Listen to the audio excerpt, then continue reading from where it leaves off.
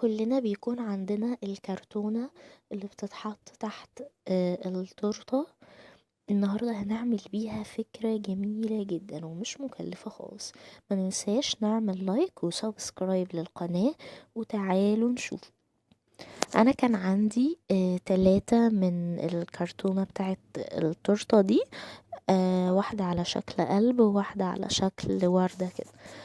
قلت ان انا لازم استغلها واعمل بيها انجاز جديد وحاجة جميلة. جبت خيط الكروشيه، جبت كذا لون. واحتجت كمان لون بيج، هنشوف مع بعض. وجبت كمان ورد، وبدأت ان انا اعمل الفكرة بتاعتي. اول حاجة جبت الكرتونة بتاعة التورت دي، بس حسيت ان هي ضعيفة شوية، فقلت ان انا هزودها قطعة من الكرتون من تحت علشان تكون جامدة معايا وتستحمل. فقصيت كده قطعة من الكرتون على شكل دائرة. وبعد كده جبت مسدس الشمع وبدأت ان انا ألزق كرتونة التورتة بالكرتونة اللي انا قصيتها دي. وبدأت ان انا اساوي الحروف بحيث ان هي تطلع على شكل الوردة في النهاية. بدأت ان انا ألزقها كويس واثبتها. وبعد كده هبدأ ان انا استخدم الخيط زي ما هنشوف دلوقتي.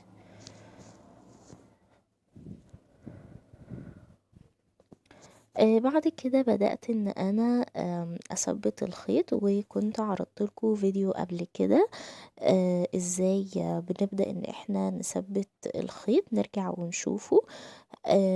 وبدأت ان انا الف الخيط. قلت ان انا هعمل الطارة الاولانية اللون الازرق ده في اللون البيج. حسيتهم جمال قوي مع بعض ولايقين مع بعض. بدأت ان انا الف الجزء ده ازرق والجزء ده بيج بالخيط. والخيط ده مش مكلف خالص، وممكن يكون عندنا في البيت، ولو احتاجنا ان احنا نشتريه. هي البكرة بتتكلف حوالي 7 جنيه، والبكرة بتكفي اكتر من طارة. يعني هتفضل معاكي. بدأت ان انا الف الخيط على الطارة كلها.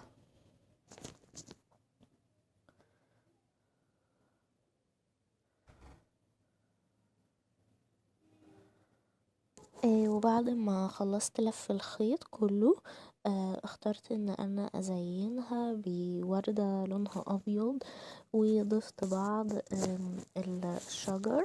وزي ما هنشوف دلوقتي التزيين. بس للأسف الجزء اللي انا كنت بأزين فيه هو للأسف اتمسح. فهنشوف النتيجة النهائية على طول. ولو حد عايز بالظبط التفاصيل، هو الموضوع سهل. مجرد ركبت الوردة وركبت الفروع الخضراء. وبعد كده اخدت الطارة التانية، قررت ان انا اعملها باللون الاخضر واللون البيج. حسيتهم لايقين على بعض قوي وشكلهم كيوت كده وجميل. وهنشوف في نهاية الفيديو النتيجة كانت مبهرة جدا. طبعا انا عملت برضو الخيط وبدأت ان انا اثبته كويس. والاجزاء اللي هي محتاجة لزق بدأت ان انا الزقها بلزق الشمع.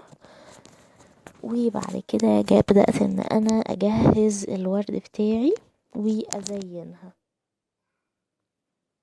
وصف ممكن نرجع نشوفه. وكنت مستخدمة هناك خامة الخشب. المرة دي استخدمنا خامة الكرتون علشان لو حد ما عندوش خشب يستخدم الكرتون، وهتطلع النتيجة زي هي. وحاجة مبهرة قوي، حاجة ممكن نستخدمها كهدية او حاجة نجدد بيها ديكور اوضتنا. سيمبل وشيك وجميلة، والتكلفة بسيطة جدا جدا، مش حاجة غالية.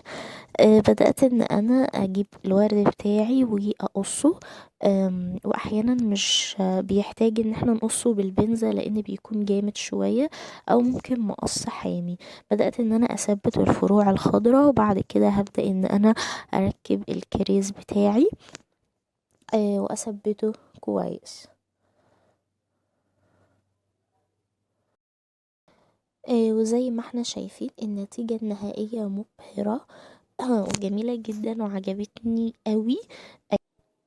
مستنية رأيكم في الكومنتات. باي باي.